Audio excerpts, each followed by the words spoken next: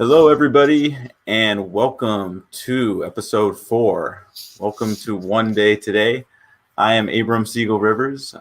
This is episode 4 of our ongoing series where we're having all these amazing people in the world share what they're up to and just share, whether it's a poem, a song, something about themselves, or share themselves, who they are, for us all to be inspired by, to be encouraged and supported by in these times. And so my name's Abram. That's my cat, Billy, behind me. And I'll introduce you to Matthew as well. Matthew is my co-host, dear friend. How's it going, Matthew? Doing quite lovely today, Abram. Thank you. How about yourself? It's going good. It's going good. We're just getting rolling, and I'm having fun, and I'm excited about the things that are going to start rolling as we continue. But we've got some awesome guests sharing with us today. We had a third guest, and she was having some technical difficulties, but we still have two amazing people, and I might as well just have her begin. Our first guest, his name is Marjorie, and I'm going to let her take the stage. Hi, Marjorie. Hello. Thank you for joining us.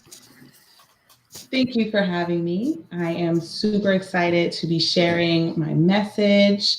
I am a spiritual wellness coach, and I enjoy being a part of the mission of spreading the love and light. It's so vital for all of us to allow ourselves to start creating new experiences for ourselves, especially during times like now. It's a perfect moment. So what I would like to do to help inspire you today is to share with you a little bit about me, my story, and my wonderful Native American flutes that I have with you today. So I'm going to play it with you just a little bit first so that I can help give you a calm introduction into this awesome live stream.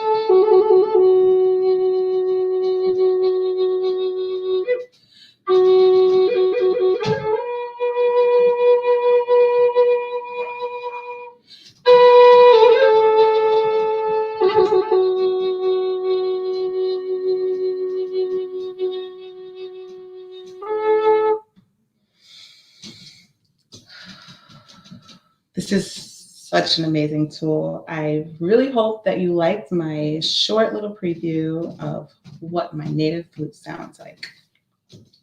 So how did I get this native flute? How did I come across this native flute?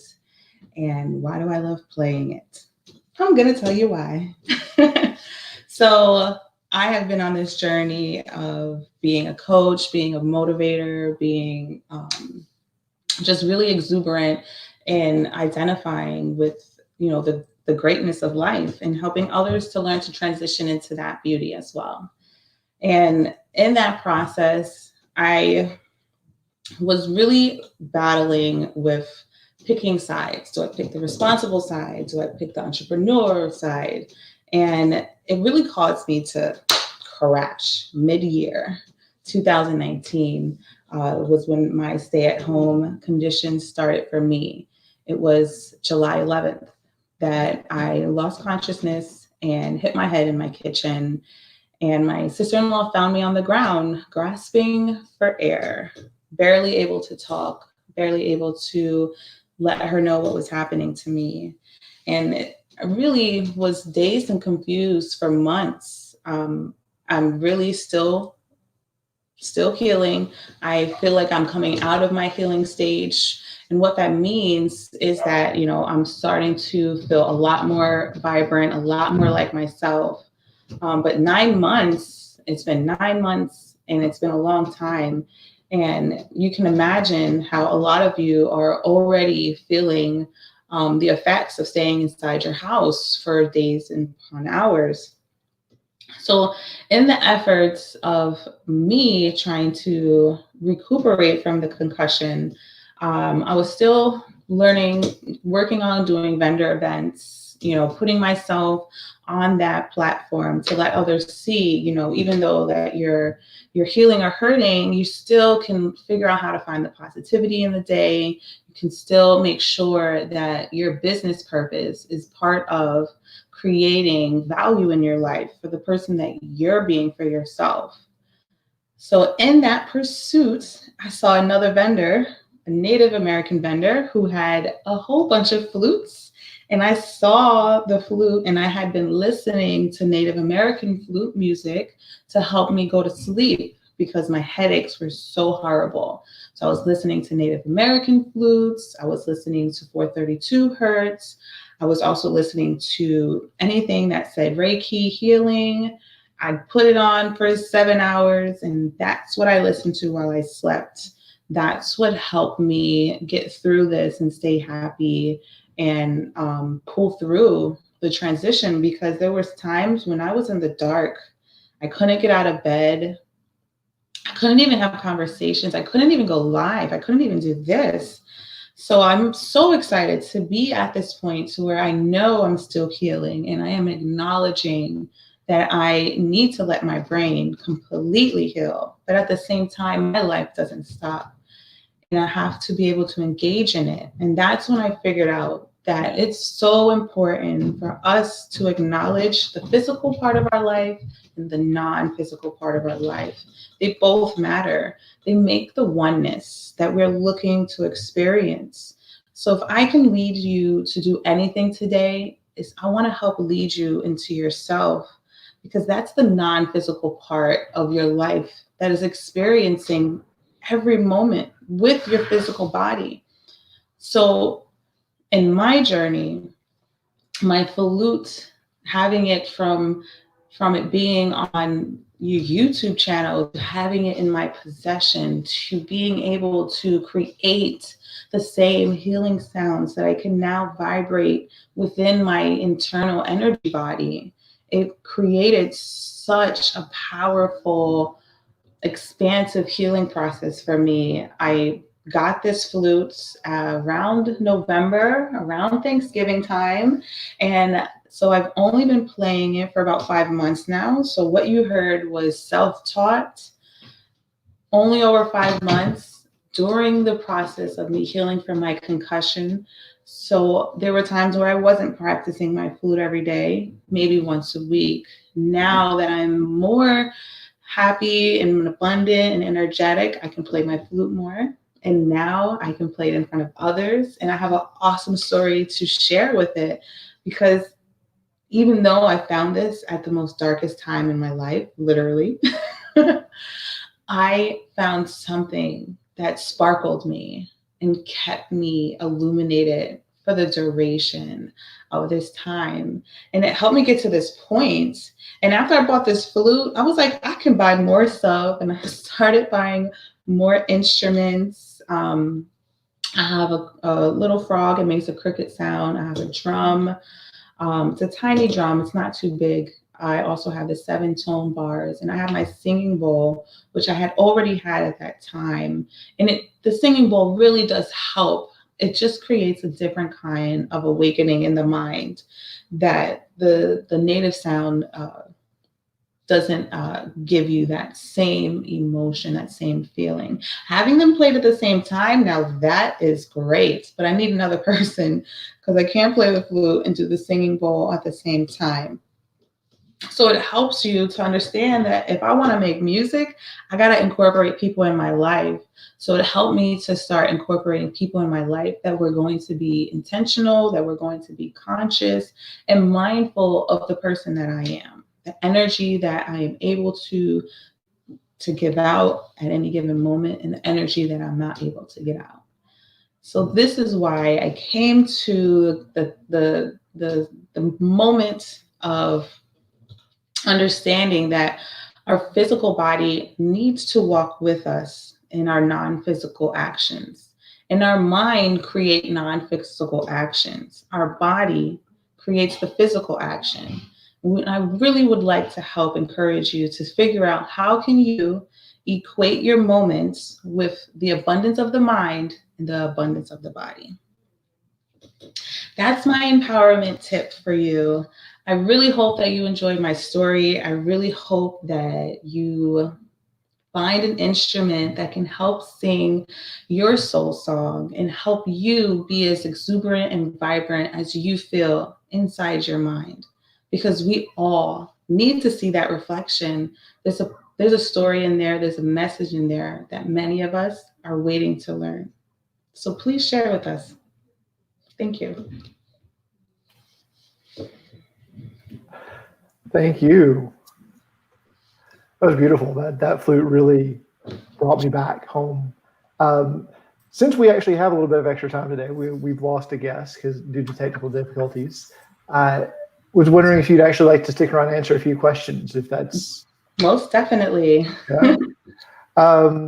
One thing really stood out. So, okay, a lot of things stood out, but the one that's coming up right now, the one that feels the most present right now is, Abram and I are probably pretty used to a lot of things that you talked about.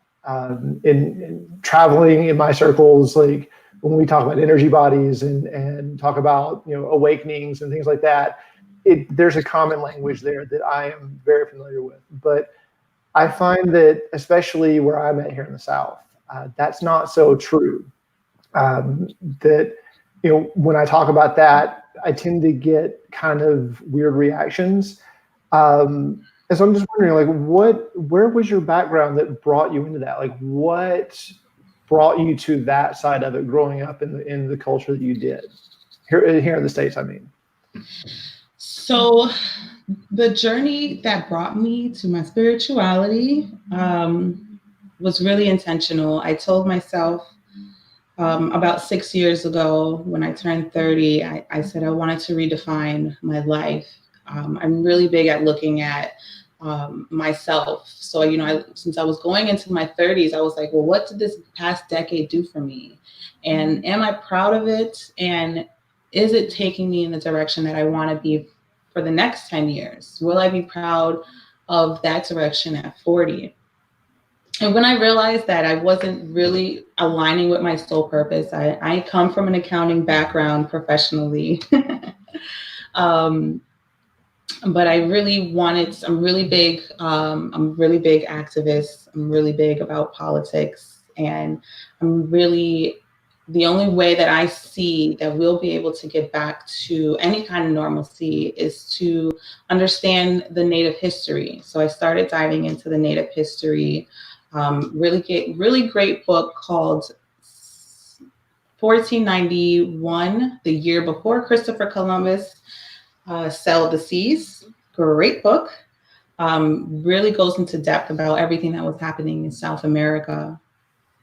And it was so interesting that I was learning so much information about South America, and that when I found this flute is from Peru, which is in South America. So it really comes around full circle for you. The things that you're allowing yourself to experience, they're going to come back to you. So the intentionality of what you want to experience, it has to happen in the now moment, because it'll keep happening in all of your now moments. So that's how I got to my spirituality, and learning to really dig into the experience and accept it, because there's countless philosophies out there that speak about integrating the native sound, which is frequency. Yeah. Beautiful. Very well put. Very well. I like how you distinguish, as Matthew was pointing to, like distinguishing between, the physical abundance and a spiritual abundance. And, I didn't grow up with any spiritual context. I had a great family, but it was secular. So I never had spirituality.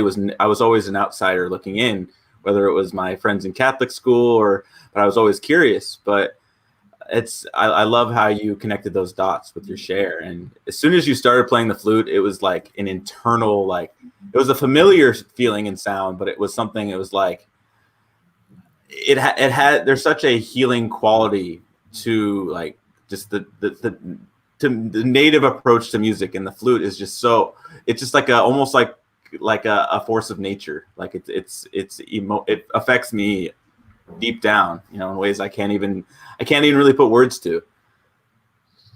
I appreciate that.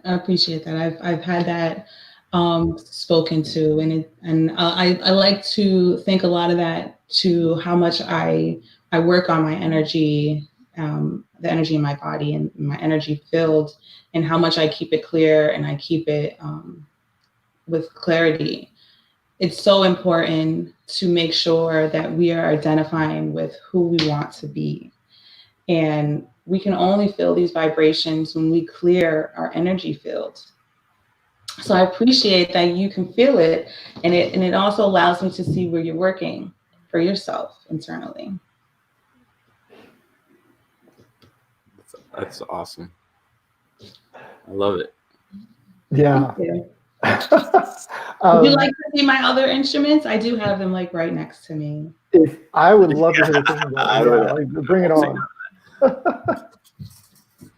Okay. I should get my flute out. It's not as cool as yours though. So I brought out 3. I brought my cricket, which is like, I love this guy. Yeah, okay. And if you just sit there for a moment, you can start hearing the rain.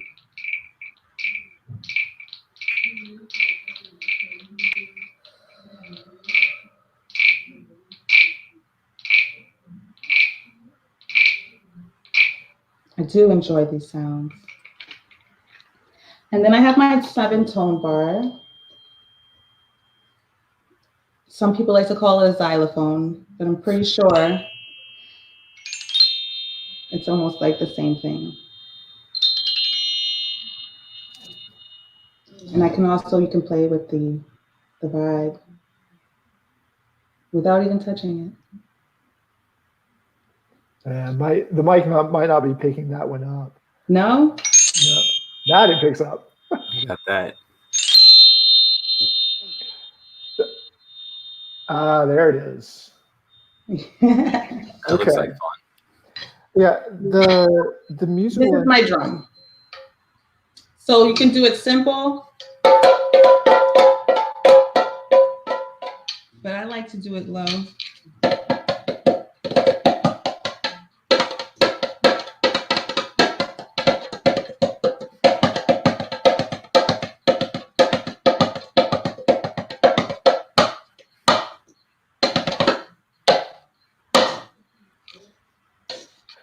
Healing. I love it. Healing We're gonna do a music. jam session next time. All our instruments out. Yeah, I love the connection you brought in about South America and Peru. Have you experienced any of their ceremonies, like any of the shamanic journeying or like ayahuasca ceremonies or anything like that? I haven't experienced any of theirs. I've been really looking to go to the powwow that they have in Connecticut with the Mohegan tribe. They do it every July, and I would really like to go to that one. And as long as things, stay afloat, that event should still be green because it's all the way in July. So I look forward to going to that. I have done like Kundalini exercises, which are really dope, intense stuff. Now, had you done any of this before the concussion? Yes.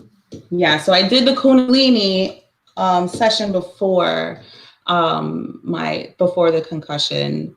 I was in Arizona, and it was Phoenix, Arizona that I was in, and I was with a group of divine beings. Like everyone was just so nice to each other and open, and community it just sinks right in. There's no question. It helped give me the understanding of how much we all naturally are going to be in a community. It's just learning to be in the right community. So when I got in that group, it was about 8 of us that did the Kundalini. And it was great. It was the first time I ever was able to do a supported headstand, like, and my legs were up and everything. And I was like, wow, like I've never had that balance. And when I did that, I realized that it's not about the muscles.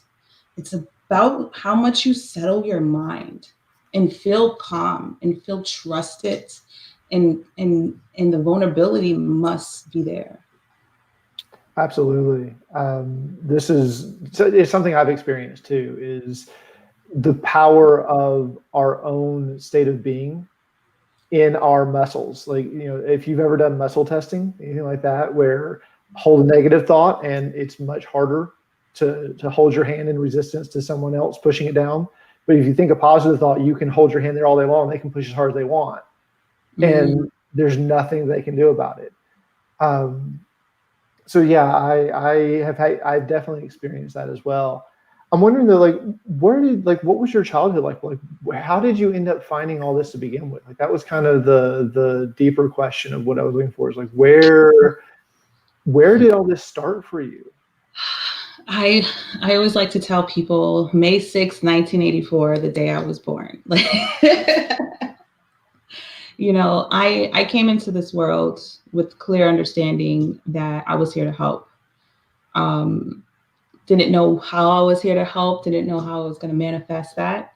I just knew that I needed to figure out how to make it happen for me, to feel fulfillment in my life.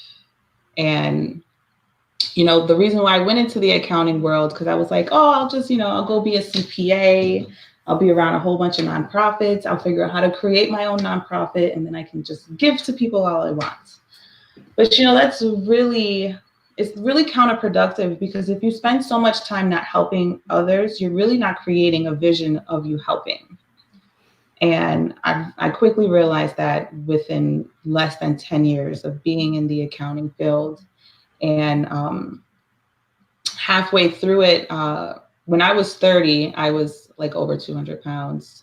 So being the person that I am, I've always been determined. I've always been against the grain. My mother would tell you that this girl's going to ask some questions. I was always a why. People would tell me, you can't do that because you're a girl. And I'd be like, but why? Please tell me why, so that I can let that be an acceptable way of living. And I just couldn't get an answer out of people, and it just really hardened me. So for a long time, I kept my thoughts and my feelings to myself. And I knew that I was harnessing a much more positive way of experiencing life. And if I didn't let it out, it was going to ruin me. And I ended up in like a state of depression before I was even 30. And I didn't like that. I used to go to sleep at like 6, 7 o'clock and had nothing to do with the concussion. So I just took charge in my life. I have 3 kids, and I knew that the help that they needed, I couldn't see it. And I needed to help it come into this world. And that's part of my mission. That's my physical attachment, is helping my children have a place that they can feel safe and vulnerable in. And my non-physical attachment is my life purpose to the world, to how I get to be a part of the divide. That's how I got here. I have a much better sense of this name Starseed now. It's really admirable that you have been able to have the level of self-awareness, but also the intuition to follow that calling, despite all everything that led you to this point. I think it's really, I acknowledge your standing in being a helper, because even though you're not next to me, I can feel the helper energy just emanating from the screen, just as you talk and as you're playing the flute. And I really thank you, because you're doing the work that even if people don't even see it, you are making the world so much better. And I think we're so much better off with you being you and doing what you're doing. And I commend you and I acknowledge you for who you are. It's very beautiful and it's very encouraging.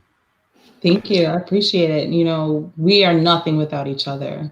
So as I stand here being me, I can't get my voice out without individuals such as yourself. So we all are creating a massive change. You know, we are tipping the scales, and I'm just excited to to heal out of this concussion. I'm excited to ascend into a new way of being and being inclusive and communicative. It's so much more fun, and allowing ourselves to know that once we awaken into a new level of consciousness, we have to treat ourselves like babies and not. I don't know any babies that start off walking at 1 month. So we just always have to be mindful of that and figure out, you know, what is our age in this consciousness right now? Should I be more serious? Should I be less serious? That's where the real work comes in. When you really allow yourself to identify how quickly should I be moving? How slowly should I be moving?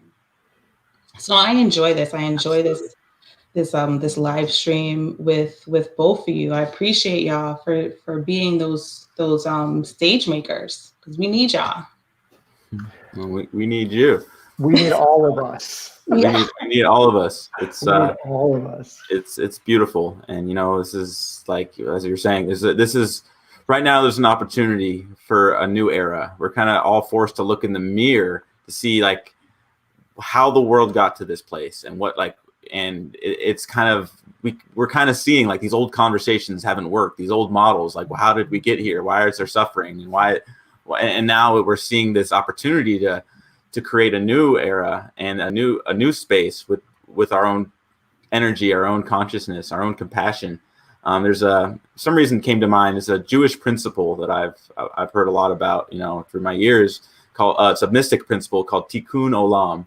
And it means repair of the world or repair the world. And it's like this, it's very much like loving my neighbor as myself. It's very much like I like as you're explaining your story, I have this same calling to, you know, not only leave the world better off, but I'm committed to a world where my children not even born yet will be able to play and laugh and create with kids of all creeds, all colors. Just nothing separating them, and I feel like this is just everything you're up to in this space is just I that's the future that we're creating, and that's the future we're living into. So I'm so happy and grateful you're here to join us. Thank you. This has been so much fun.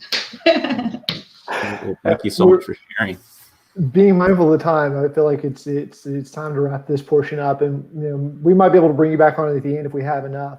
But just real quick, there's one Rumi poem that, as you're talking, it just keeps coming over and over and over again. I really feel like you embody it, and it's just when you wake up in the morning, don't go into the study and read. Instead, take down a musical instrument. Let the beauty of what you are be what you do. Mm.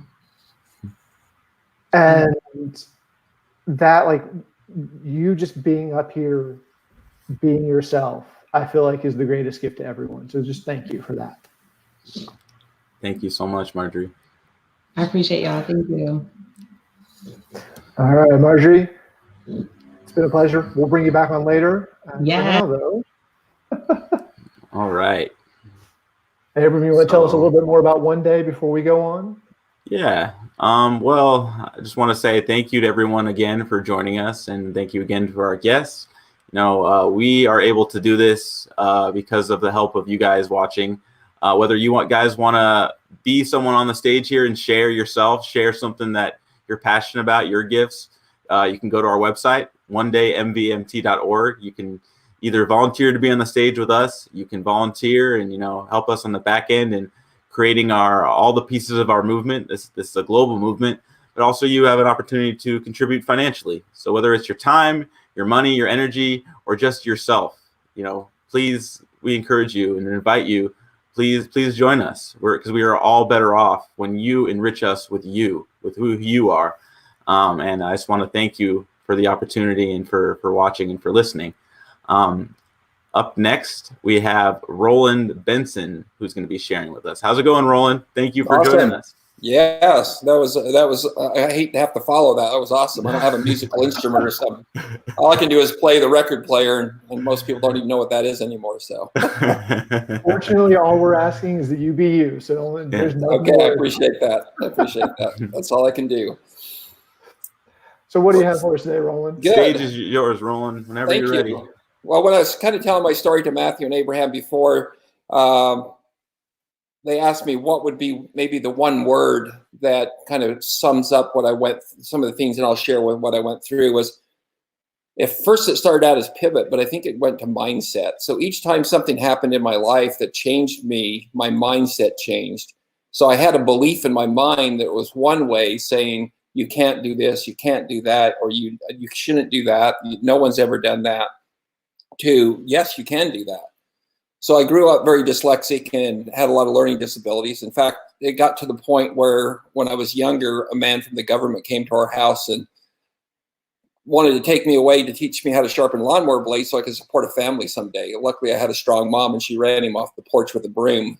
And so this was in the 70s. So everything was misunderstood a lot about dyslexia. My teachers thought I was retarded. I was put in special ed classes.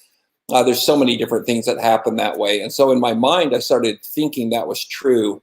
And so I started compounding that in my head, saying, yes, I don't know if I'm going to be able to support a family. Maybe I am retarded.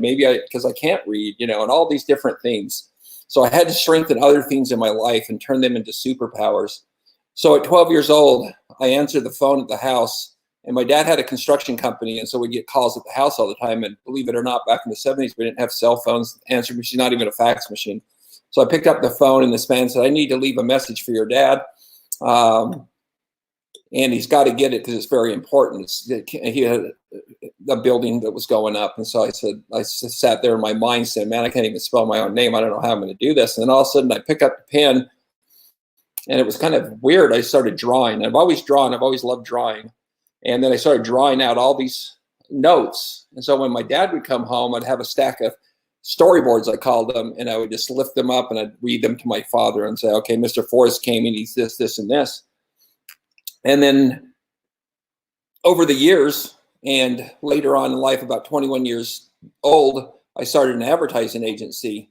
And I started it not even knowing what an advertising agency was. I won't go into that story because we don't have the time, but it forced me to pivot everything and pivot my mindset and change my mindset and say, wow, I can support a family. I can do this. I have a talent that I didn't even know I had. It was unbeknownst to me, and now I have that, and I can do that. In fact, real quick, how I did start my business, I was out by the pool at our apartment complex talking to a guy, and I was complaining about all the businesses I'd worked for and how the business owners didn't know what they were doing and stuff. And he says, well, Roland, why don't you just shut up and start your own business? And I said, what would I do? And he says, well, you're always doodling. Mad Magazine was my teacher.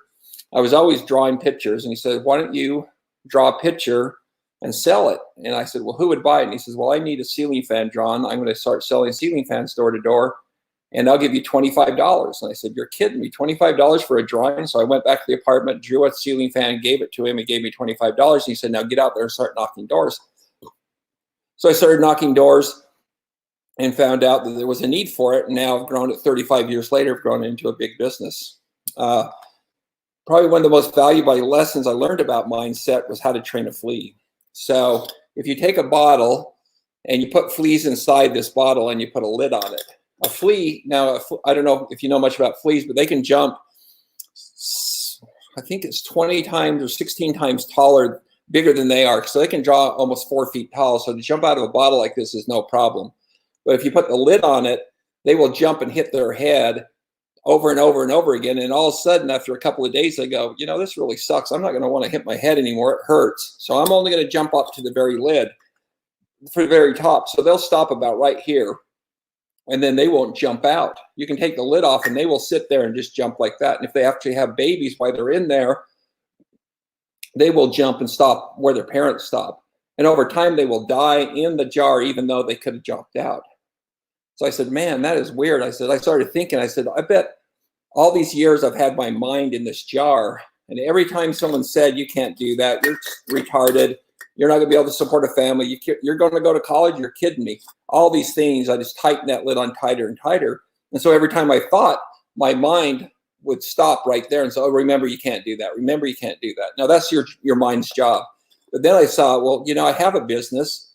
I am supporting a family. I have 4 kids. And I started taking the lid off. And then I was able to pull my brain out and started looking at all those things that I were telling myself, how they became my superpower. Now, it wasn't always that easy. When I was starting my business, I had a great fear of talking to people. I could talk to people I knew, but if it was a complete stranger, I had to knock on a door and say, hey, would you want to buy a picture? It was very hard for me. I would go through great panic attacks. I had to stick toilet paper under my armpits just so that I wouldn't sweat all through it. I would end up kind of gross, but I did it, throwing up almost 6 times a day before every meeting. So I had a coach, and she said, this isn't really healthy and it's not going to work for you long term. So let's teach you on how to talk to people. So she said, I want you to find a training ground, the biggest place that you have that a lot of people gather. So there's a place here in Texas called North Star Mall in San Antonio. Excuse me. And so I went out there and I started walking the mall. And the first week she had me for 2 hours a day, just go around and say hi to people. She said, now remember, don't talk to anybody because you can't, you're scared of people. And I said, you don't have to tell me that. I know that. So I say hi. After 2.5 hours, it was like, this is ridiculous. I've said hi to everybody in this mall. So I called her up and said, okay, Mitzi, I've done that. And she said, okay, now I want you to go back next week. And I want you to say hi. I want you to ask what time it is to everybody that you come across. So I started saying, what time is it? It's 10:01, it's 10:02, it's 10:03. So I can tell you from one end of the mall to the other how long it takes to walk there by the second or by the minute. Then I was starting to get really loosened up, and I called her and I said, okay, Mitzi, I did that. Yeah, what's next? And she said, okay, I want you to go back for another week. So this is my 3rd week, and I want you to spend 2 hours, and I want you to talk to everybody that you see. So I had to start getting real creative. I had to start my pivot, or my mindset had to really switch, because remember, I was scared of talking to people. Asking what time it was, saying hi to them wasn't that big of a deal. But once I had to talk to someone, I had to think of something, because I didn't want to just go up there and kind of be this creepy guy. So I say, oh, do you know where Macy's is at, or Dillard's? Oh, yeah, it's just right down there. Okay, thank you. Oh, that pretzel, where did you get that? I'd love to get one. It's over there. Oh, did you get those shoes at the mall? And then I started talking. And then before long, I found myself a half hour talking to one person. And then it was no big deal. And now my goal in life is to talk to everybody on earth. And I'm serious about that. I go out of my way to talk to everybody. If I go to the grocery store, sometimes it takes me an hour and a half to get through the grocery store just to get milk, because if there's someone there that I have never talked to before, and 99% of the time there always is, I go up and talk to them. And when I go in my business, if I go to chamber events or mixers and stuff, I just go up and start talking to people. I go to big trade shows in Las Vegas and in Florida and stuff, and I just find the person that's leading the group, and I just go up and start talking to them. And it's surprising how people are so receptive and they want to talk to you. Most people are just like you. They're scared to talk. And that's why they stay in their little cliques. But once you open that up, they start introducing you. And then there's more and more and more people that you can meet. So the most important thing I think we can do is really watch our self-talk and our mindset. Because our minds, the more we put in there that's bad, and there's many mornings I wake up, and Monday morning used to be the worst morning in the world, because that's when I had to go to school and I had to present my homework and I had to do all that. And even in adulthood, it was that way until I was like 45. So some mornings I have to sit in bed for 10 minutes and just sit there and go, okay, so what's the worst thing that could happen? This could happen, that could happen. Okay, is that going to happen? Well, the Earth's probably not going to, and I'm not going to get hit by a car. So, okay. And then I start working through it. I said, what's the best thing that could happen? Well, that could happen. I got a meeting with this guy. He could sign that deal. I get to see my grandkids. That's going to be exciting. And then all of a sudden my mind starts opening up and shifting. And so all that junk that I had in there, I start moving it out. So I even play a game with myself. So I visualize my brain. Well, I visualize I don't have a brain, but I have a little hole in my head, and there's a little man with a broom. And so every time garbage gets dumped in by the news, or if my friends say, hey, you can't do that. What are you talking about? That's a stupid thing. Don't do that. then the little man runs out with his broom and he brushes it down and it goes down into my colon. So I had to get that visual with it so that it works for me, so that I can get that stuff out of my head.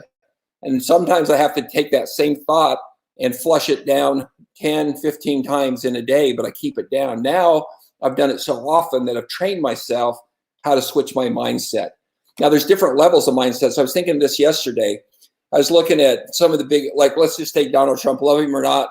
He has to have a mindset that's way up here because he's getting hit all the time by everything you can think of. He has to go through re-election. He has the economy. He has the epidemic that's going on right now. He has, all the different things that are hitting him. So if he has a really bad down day, it's going to just hurt a lot of people. So he's got to keep his mindset up here all the time. Jeff Bezos, all those people. So you got to decide what's your baseline in your mindset. So if your baseline's here in your mindset, then maybe next week try pulling it up to here and then pulling it up to here. It's not a race. It's not something you have to go as fast as you can to all of a sudden move it up there. My oldest son suffered from depression really bad, and he spent almost 6 months in bed out on his own when he moved out of the house. And I worked with him to get a job. And so I would call him and say, David, let's just go down and get a newspaper. This was years ago. Now he's a vegan chef. He runs a kitchen. He's doing great. I said, just go get the newspaper and then throw it away. We're not going to look for a job. We're just going to practice. So a couple of days he did that. Then I said, just open it up to the section and then throw it away. And so it took us about 4 months. And then he was up and he was going. He got a job and then he got another job. And now he's worked through it. But it took him probably about 1.5 years to get to the point, and probably about 6 years to get where he's at now and what he's doing now today. And I don't think he'll ever go back because his mindset's up here now. He's got a standard, he's got a set. And so if he ever gets down here, he knows where he needs to get back up to. But it took baby steps. So never, if you're at a certain place where you're down, especially now, if you've lost your job or something, just keep building your mindset. Because as long as you have your mindset, you can always get back.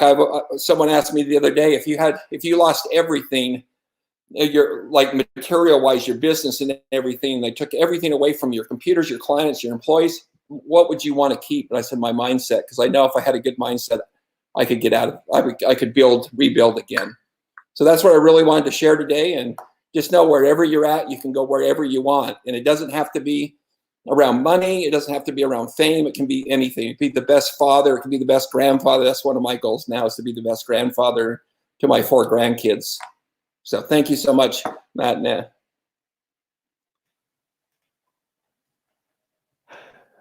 That was beautiful, man. Thank you. Thanks. It's funny. You might have just given the best description of mindful awareness to Westerners I think I've ever heard. Oh, thank you. Yeah, when I was about 16, I started listening to Zig Ziglar and all those guys, and I just consumed their stuff like crazy, and it just helped me, because it's the only thing that kept me alive. There's many days I wanted to kill myself because of how I felt and how I was treated at school, but listening to those guys just kept me going. And so that's my goal, is to help entrepreneurs and then people that have a handicap or a disability. We have a place down here in San Antonio called Morgan's Wonderland. And a man that was a big home builder built it for his daughter in his daughter's name. It's a huge amusement park for people that have any kind of disability. So there's merry-go-rounds, there's roller coasters, there's all that, but it doesn't matter. Whatever disability you have, you can ride the ride. He's made sure that one man came in a wheelchair that was really tall, and they had a ride that had a top on it. He couldn't get in it. They got out a saw and cut the top of the ride off so he could get in it and ride it. It's state of the art. I mean, it's beautiful. It's like Disneyland. It's got set up that way, but I cry every time I go there because of the people. There was a man that was 48 years old and he was crying. Sorry. And I went over there and I said, "What's wrong?" And he said, "I've never swung before. I've never been in a swing before," because he'd been in a wheelchair his whole life. And the guy had a swing that he could go in and swing. And it was just amazing to see the joy that he brought those people. I mean, anybody, you can go no matter what, and if you have a handicap, you don't have to pay, or the family doesn't have to pay. He's done that. And it's just amazing. So And that probably goes back to where I was at some time in my life, but that's my goal in life. Yeah, that is wonderful. And it does. It kind of takes me back to like you as a kid, and this there's something that I really have been playing with over the past few months and weeks of just really questioning the basic assumptions that have led us to where we are today. And it just feels like your entire life is that. Like it's just, you got pigeonholed really young into this one particular thing because of what society was telling you. And it's just been this constant questioning that belief and then moving forward and questioning the new belief and moving forward and questioning that new belief and moving forward. And I feel like that is a wonderful example to everyone, because there's so many beliefs that I see in society today that are still keeping us trapped. Yes. So many just really just basic ideas that no one in the Congress or in most leadership positions seem to question. So I thank you for that. And like, what are some of the biggest beliefs that you haven't mentioned yet that you have worked through? Well, when me and my wife were first married, our first daughter passed away, and so that was a big one to come through, because I was so excited, to have when you're having your first baby. In fact, the shirt that my wife wore because we didn't have much money when we were first married, so she made a shirt and she wore that most of the time, and it was actually, I rubbed the belly so much when we were laying in bed and stuff that it wore off the color, and so it was hard after Ashley was born and then she passed away that it was hard to love again. I feel like I could love anybody again. And then we had 3 other kids, and so that changed, and then my grandkids came along and put a hole that way. But there's a guy named Nick. I wish I could remember his last name, but it's his book, or if you Google "No Arms, No Legs, No Problem," and I don't know if you ever seen him. He talks about his little chicken leg or his little chicken wing that keeps him up. That guy is the most incredible person. I watched him 2 days ago on a summit that I was on, and this incredible person. And he doesn't, it's like, okay, I don't have arms and legs. If I can sit here and be upset and wake up in the morning and I still don't have any arms and any legs, or I can go out and have 4 kids, scuba dive, skydive, make millions of dollars, be a speaker, impact people's lives. And so that's the biggest thing, is no matter where you're at, take that whatever that is. I find that the more hardships you have, you can turn that hardship into a superpower just by stepping out there. And the thing I had is I was so frustrated because it wasn't fast enough. But I was listening to Seth Godin.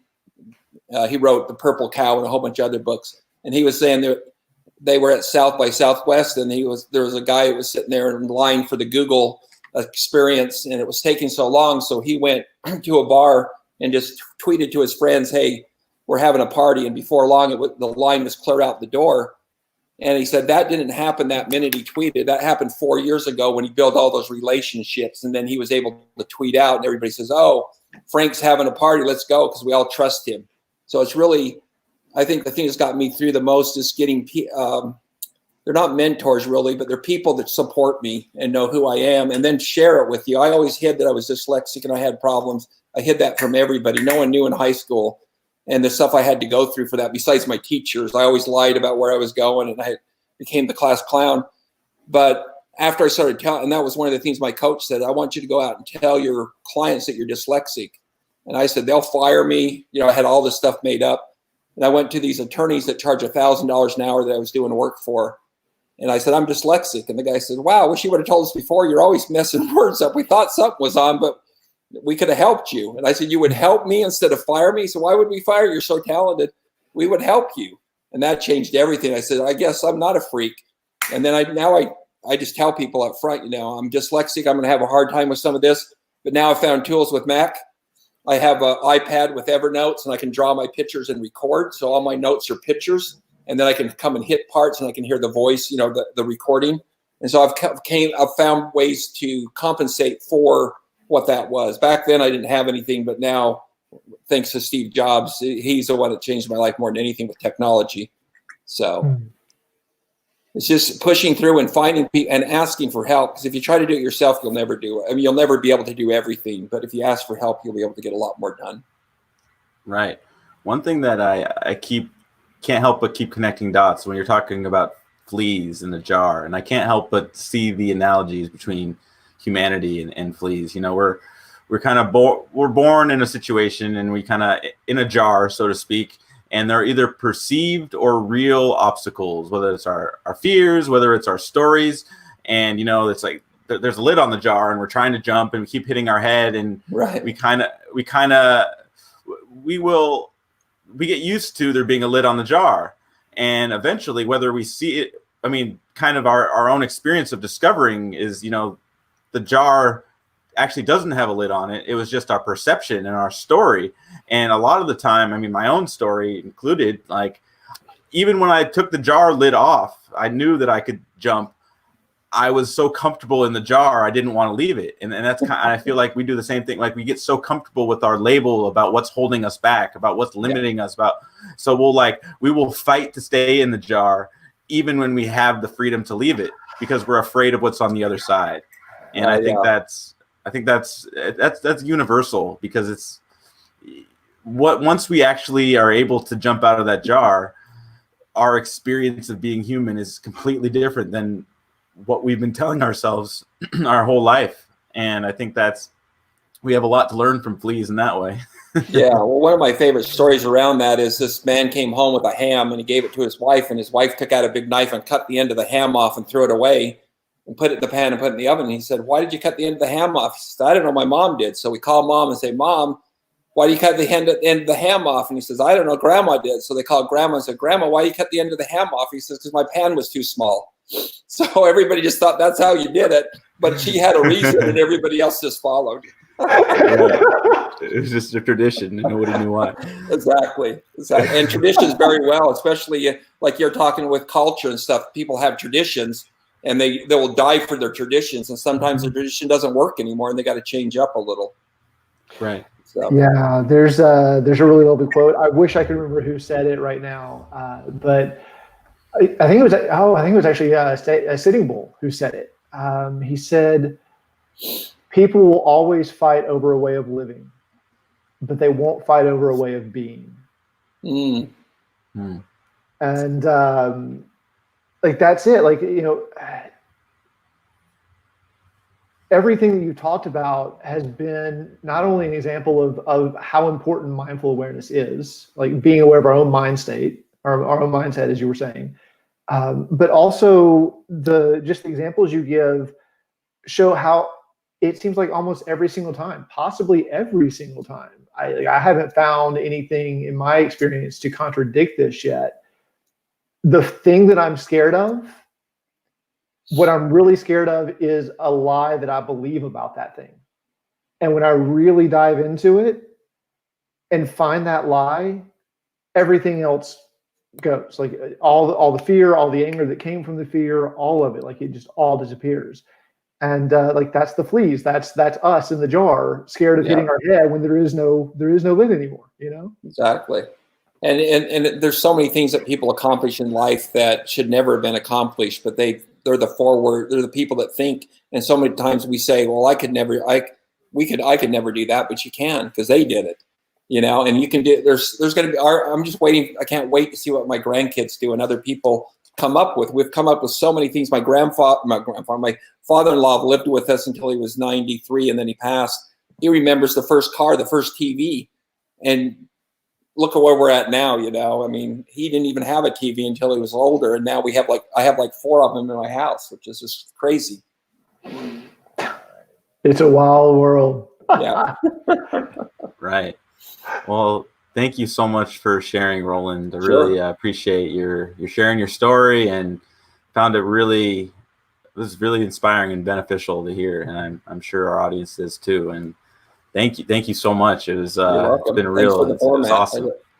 I jump on any opportunity I can share. I just feel like that's part of my obligation, not obligation, part of my thing that I need to do is to be out there and help. Because like I spoke at a school about dyslexia last year, and there's a mother came up just crying on my shoulder, and she said, "Now I see there's possibility for my son. I never saw it before." So to me, that was worth my whole life, you know, just to have that one experience. Yeah, those are the moments. Seriously, that's what I live for too. Yeah. Right. Yeah. All right. Well, let's bring Starcy back on for a little bit. There she is. Hello. Hey. Hello. Yeah. Well, thank you all again for watching and hanging out with us and letting us share. Marjorie and Roland, it's so awesome having both of you. It was every time we it's kind of like it's like a variety show. Everyone has something to bring to the picnic, to bring to the party, and it's every time I don't really know what to expect, but it's like it just shows everyone has a unique contribution, and it's amazing what's possible when we can kind of see ourselves who we really are once we've passed and transcended that jumping out of the jar as fleas. We can kind of so much beauty is there when we step into that state of being and that experience. And you both brought two unique perspectives to that, and it was just amazing. I'm really happy that you're both here. Right. And then I think the big thing is taking that and sharing it with other people around you that aren't as fortunate as we are to have that, like I'm 60 now, so I've gone through a lot, and I see myself as I've gone through this road. So there's other people that are back. I'm here and they're back here. I need to help them. Well, everything's backwards on screen, sorry. But I need to help them go down that road, know where the potholes are and where the shortcuts are, so they don't have to stumble all the way down if they don't need to. Right.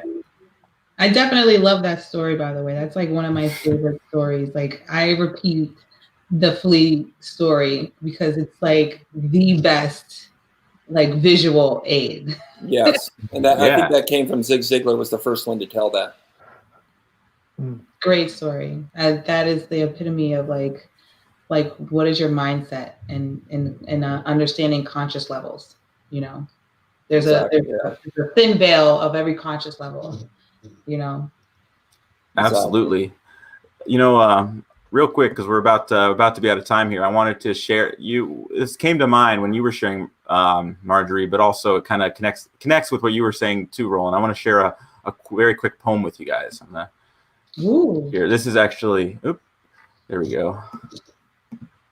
This is called Love of the World by Charlotte Tallmountain. She's actually an Iroquois author and thinker and poet.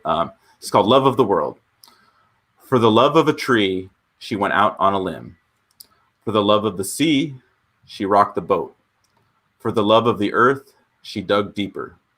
For the love of community, she mended fences. For the love of the stars, she let her light shine. For the love of spirit, she nurtured her soul.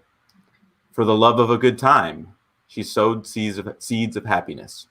For the love of God, she drew down the moon. For the love of nature, she made compost. For the love of a good meal, she gave thanks. For the love of family, she reconciled differences. For the love of creativity, she entertained new possibilities. For the love of her enemies, she suspended judgment. For the love of herself, she acknowledged her own worth, and the world was richer for her. Thank you all again for sharing and for just being who you are, and for just sharing who you are. It's really it's an amazing space, and I'm just so encouraged, and I'm so excited that you're here, and I hope you guys will join us again soon and share again and join us in more conversations in the future. Awesome. Yay. Love you guys. Thank you so much. It was so much fun. I appreciate all of you. Yes. Very nice. Thank you. Thank you guys so much. I just want to say thank you again. And to our viewers and listeners out there, we are the One Day Movement. Our mission is for you, bringing you and I and communities together in joyous celebration, unifying humanity in our diversity to create a better world for us all. And we're doing that one conversation at a time. My cat, Billy, agrees. And none of this is possible without all you guys. If you'd like to be on the stage and, share what you have to share, please go to our website. You can see it on the bottom of the screen there. If you'd like to volunteer and help us in the back end and, contribute with your technical skills or your writing skills or whatever skills you might have, we would love to give you an opportunity to contribute and be beneficial with us. And if you'd like to make a a monetary contribution, you also can do that as well on our website. But thank you all so much for joining us. You guys are beautiful. We'll see you next week on Tuesday. We got a full roster coming strong, and thank you again. One day is today. You guys showed it. Thank you, Matthew. And thank you, viewers. Take care. Bye-bye.